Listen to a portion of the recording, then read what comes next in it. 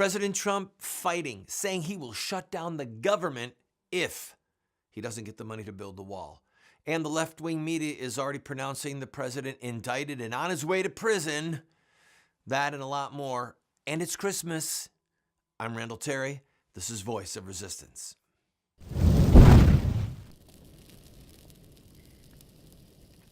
Welcome to the program, friend. I hope that your Christmas preparations are going well. If you are far away from family members this year, don't grieve too much. Be careful not to drink too much if you're somebody who consumes alcohol. This is that time of year when a lot of people are rejoicing and happy, and there's a bunch of people that are depressed because of the ghosts of Christmas past. So if that is a tendency that you have, fill up your time with good things. Get out of the house, go serve somebody, go help at a soup kitchen, go to church, do whatever it is that you can possibly do to not descend into a whirlpool of depression. Let's just rejoice. This past Sunday was Laudate Sunday. Praise the Lord. Rejoice in the Lord always. And again, I say rejoice. Over the great wonder of the birth of our Savior. We'll talk more about that on Thursday, and then Christmas night we'll be here with you, and we will have a fresh show on Christmas evening. So if you want to hear some of the musings of this crazy right-wing Christian radical, join me on Christmas night. All right. Let's talk first about the wall. President Trump said, fine, shut down the government. Now, it's interesting to me to watch how the media is dealing with this. For those of you who don't know, the way they have structured these so-called government shutdowns is to provide the least disruption to the federal government. Now, one of the stats that I read said that there's 800,000 employees that will be affected by this. Some of them will work without pay, and some of them will be sent home and no guarantee that they will be paid. Now, what the Democrats are going to do is blame President Trump for being this mean Grinch. The problem they have is this. When people start to think, wait a minute, you've got 800,000 people. That's like a fairly big-sized city. You have 800,000 people that are on the government payroll. That doesn't include the military. It doesn't include a lot of different branches of government. But you have this many people, some of whom we can send home, they don't get paid, and our lives go on. So the Democrats have to be very careful because there's a lot of American taxpayers who are cheering, who are saying, yes, please show the people of this country that when the government shuts down or a portion of the government shuts down, it doesn't affect our lives at all. I'm not saying that every single branch of government that is in question is completely useless, but what I am saying, without equivocation, is that most of these branches of government that are going to be impacted by the government shutdown are bloated bureaucracies, that they have way too many employees, that they are pushing paper and counting paper clips and making the lives of people like you and me more difficult. They have to justify their existence. I have a friend who owns a pool cue company. He actually manufactures pool cues. And he had OSHA show up one day, and they found a pint of thinner had spilled in the dirt outside, okay, in Mississippi. This is in the dirt. It's not near a well, not near water supply, a pint of thinner. And he was in a fight with them over a $50,000 fine for a pint of thinner. This is about a bureaucrat at OSHA wanting to vindicate his own paycheck. I got those monsters who make those pool cues, that thinner in the earth. You know how the ecosystem itself was put in jeopardy by that thinner? There's a lot of people, myself included, who are cheering President Trump on. My only concern is that he blinks first. On this program, we played for you the footage of Trump and Pelosi and Schumer going at it. All right. My concern is that the president doesn't blink. And sadly, we are plagued with the rhinos, the Republicans in name only, the squish Republicans, the Paul Ryans, etc., who might have stock in a boneless chicken ranch. They don't have any spine. They don't have any bone. They're like boneless chickens. In other words, they're worse than a chicken. Okay, it's a joke that doesn't go anywhere. And they're not saying, yes, Mr. President, we'll stand with you. Yes, Mr. President, the security of our southern border matters. And Trump's point is, it matters more than keeping some of these bureaucracies open. It matters more. National security matters a lot. He's putting it way high up on the food chain, as he should. So I see members of the media trying to downplay, well, you know, these government shutdown things happen all the time. When I was listening to some of their reports, I thought,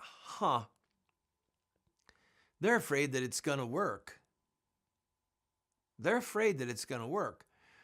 So what they're trying to do right now is they're trying to take attention off of the potential government shutdown and the showdown over whether or not there'll be $5 billion given for the wall instead of 1.5 for mending fences, 1.5 billion. Trying to take attention off of that and keep it on Michael Cohen, General Flynn.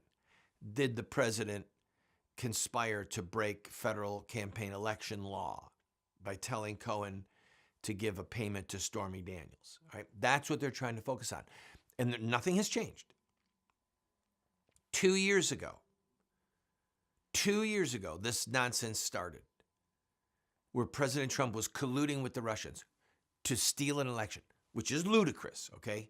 It's ludicrous on its face. This has been going on for 2 years. And the media is still on its feeding frenzy. They're looking for new blood, new carcasses, new lies, new innuendo, new truth, in the hopes that they can destroy this president. I'm going to stand with Trump. I'm going to stand with him and go down swinging with him. I swear to you I am. And when we come back from this break, I'm going to tell you why. Can you spell Artaxerxes? Can you spell Cyrus? I'll be right back.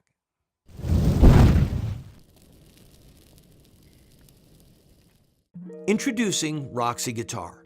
If you're a guitar or bass player, whether you play acoustic or electric, check out Roxy Guitar. I've been playing for over 40 years and seen guitar stores all over America. I've never seen a store like Roxy Guitar. Roxy Guitar has over 700 guitars in stock, over 1,500 pedals, over 200 amps. For the beginner or price-conscious buyer, there's Michael Kelly guitars. For the serious player or professional, Roxy Guitar has the finest selection of guitar lines I've ever seen. You know I love Warrior guitars. Roxy Guitar has over 100 Warriors in stock. They have Heritage, G&L, Gretsch, John Sears, BC Rich, Duesenberg, Dean, legendary guitars at great prices, including pre-owned Gibsons, Fenders, and more. Let them know you heard about Roxy Guitar from Randall Terry and receive 10% or more off your purchase on select items. Go to roxyguitar.com.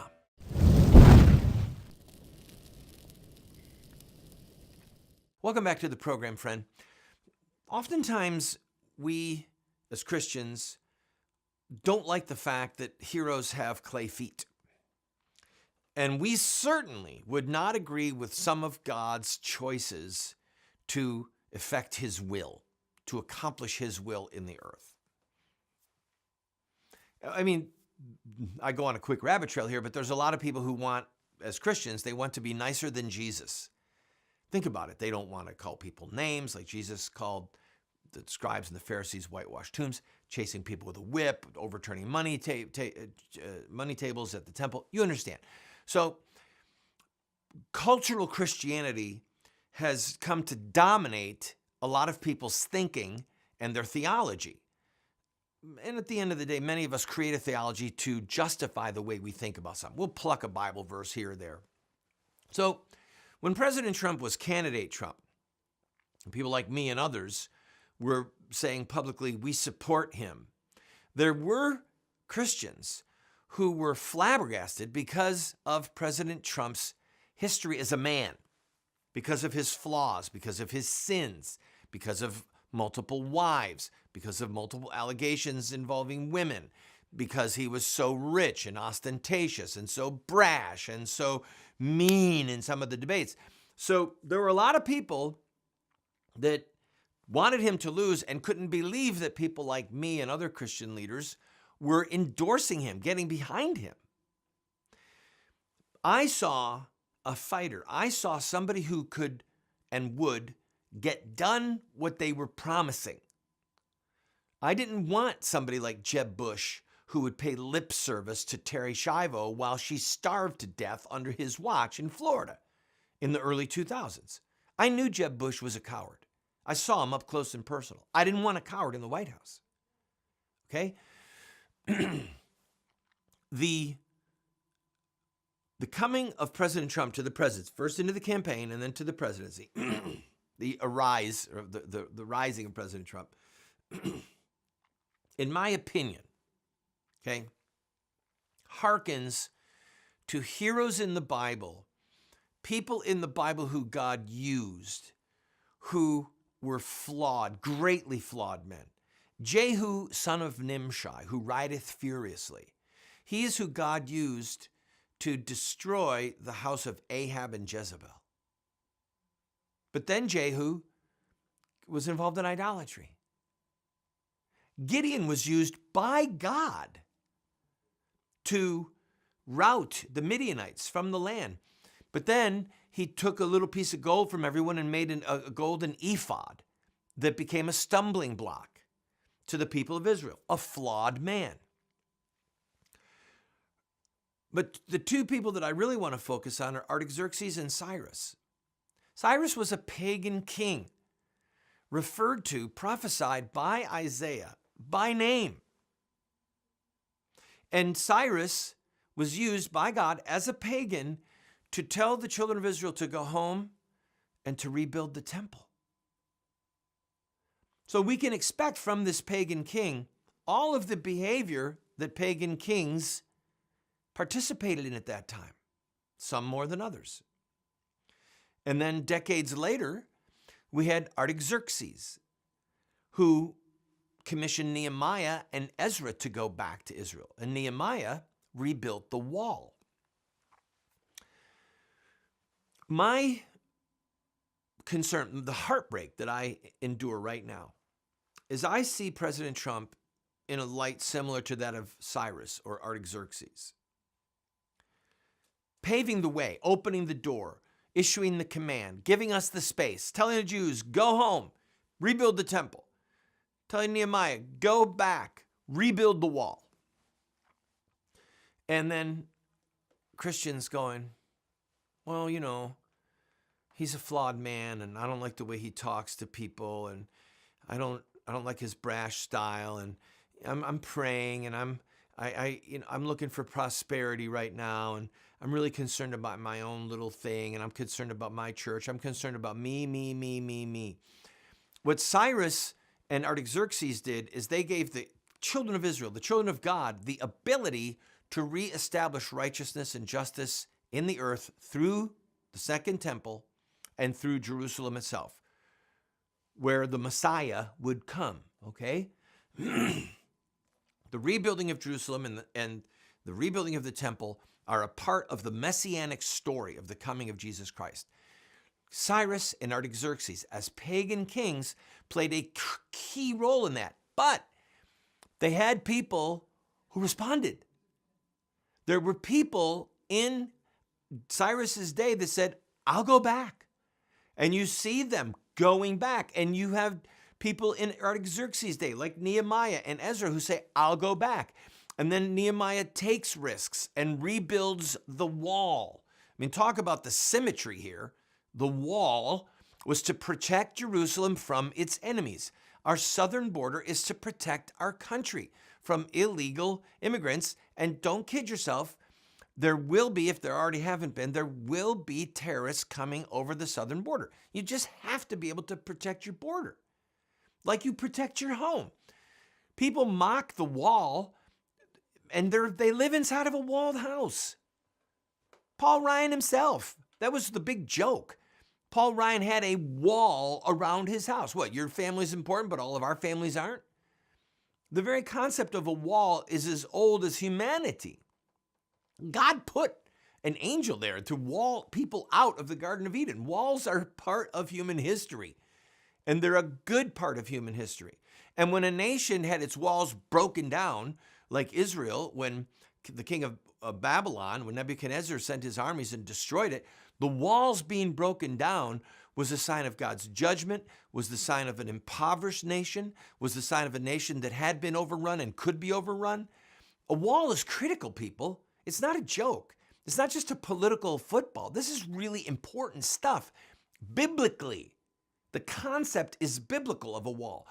And so here comes President Trump saying, let's build a wall. Where are the Nehemiahs? Where are the Ezras?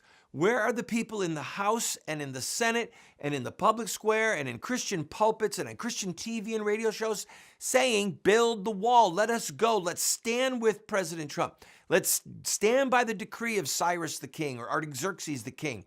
Well, no, I'm not going to go back and rebuild the wall because he's a pagan. And the pagan is who told me we're going to build a wall. What are you, a moron?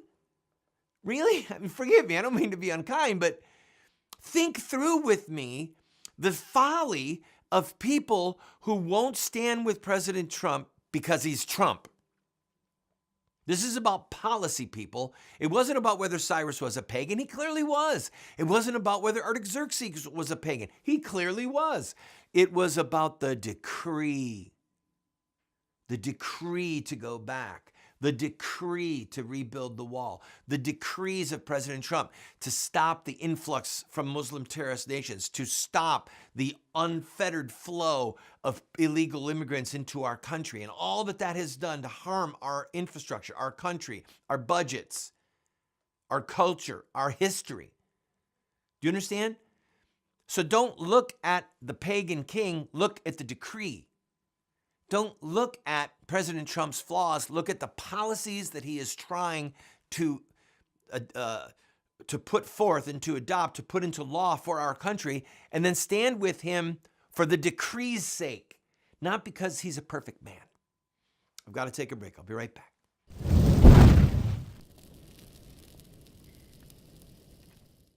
I also want to speak tonight directly to Muslims throughout the world.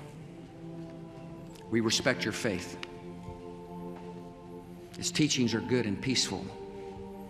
And those who commit evil in the name of Allah blaspheme the name of Allah. We have reaffirmed again and again that the United States is not and never will be at war with Islam. Islam teaches peace. Islam is a religion of peace. They are not Muslims, they are monsters. We've been told that Muslim terrorists have hijacked the peaceful religion of Islam. But Islamic art and literature tell a very different story.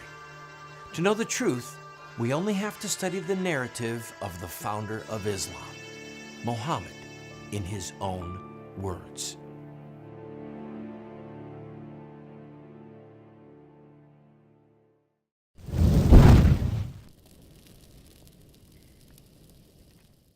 Amos said that he was not a prophet and he was not the son of a prophet. He was the keeper of sycamore trees.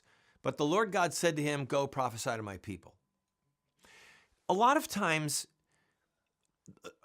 a station, a duty that we have in life is unique to us. And a lot of times it's everyone's duty. For example, you don't need a special command to love your neighbor as yourself. You don't need a special command from God, a special calling. John the Beloved said, if you see somebody needing this world's goods, if they're hungry, you feed them. And if you don't take care of them, how can you say that the love of God dwells in you? You don't need a special revelation, okay? I would contend that we don't need a special calling to stand up and say what's right. I think what we need is courage and clarity. I think we need clarity of thought. I think that the gift, the discipline of musing, Psalm chapter 1 talks about blessed is the man whose delight is the law of the Lord, and in his law doth he meditate day and night. That word means to muse, to mutter, to chew, like almost chewing the cud. In other words, we're so inundated constantly with noise, with images, with speed of images, that the art of pondering and musing is slowly dying with a lot of people. And it's in those moments of musing, of self-reflection, that we can come to conclusions. Hey, I could stand up for righteousness right here.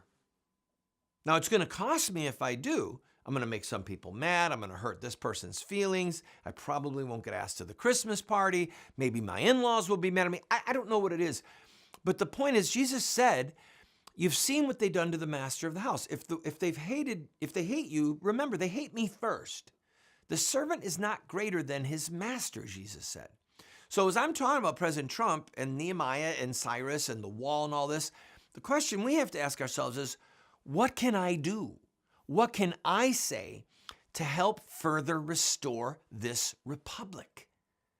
Because there's things that you and I can do, friends, that might just push us a little bit outside of our comfort zone. I'll be right back. Don't go away. Just stay comfortable.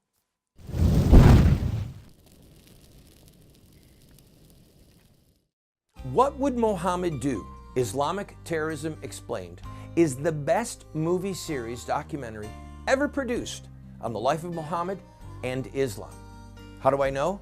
Because it's what critics are saying. John Moore, radio host and author, said, I learned more from What Would Mohammed Do about Islam and Islamic terrorism than I've learned from everything I ever read and watched in my entire life. Best-selling author Dr. Bill Warner said, What Would Mohammed Do is the best movie series, TV production on the life of Muhammad and Islamic terrorism that has ever been produced. Friends, this is what the experts are saying. No one has ever done what we've done. I encourage you to get 1, 2, 4 copies. Call 304-289-3700. That's 304-289-3700, or order it at the address or the website that you see on the screen. Introducing Roxy Guitar. If you're a guitar or bass player, whether you play acoustic or electric, check out Roxy Guitar. I've been playing for over 40 years and seen guitar stores all over America. I've never seen a store like Roxy Guitar. Roxy Guitar has over 700 guitars in stock, over 1,500 pedals, over 200 amps. For the beginner or price-conscious buyer, there's Michael Kelly guitars. For the serious player or professional, Roxy Guitar has the finest selection of guitar lines I've ever seen. You know I love Warrior guitars. Roxy Guitar has over 100 Warriors in stock. They have Heritage, G&L, Gretsch, John Sears, BC Rich, Duesenberg, Dean, legendary guitars at great prices, including pre-owned Gibsons, Fenders, and more. Let them know you heard about Roxy Guitar from Randall Terry and receive 10% or more off your purchase on select items. Go to roxyguitar.com.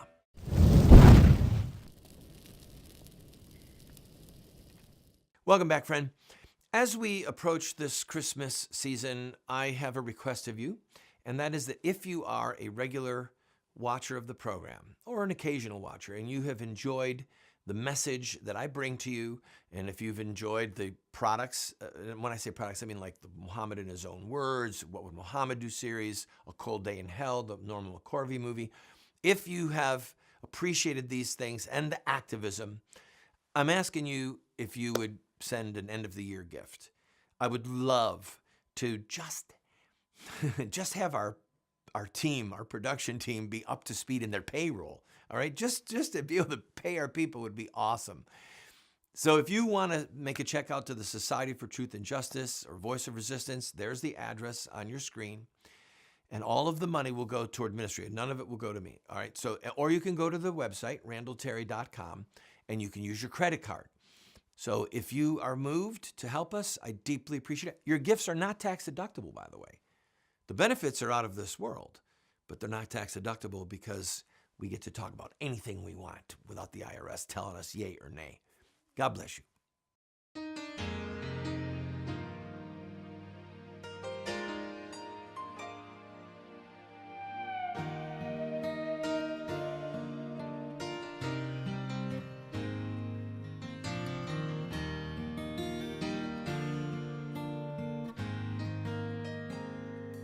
Bye.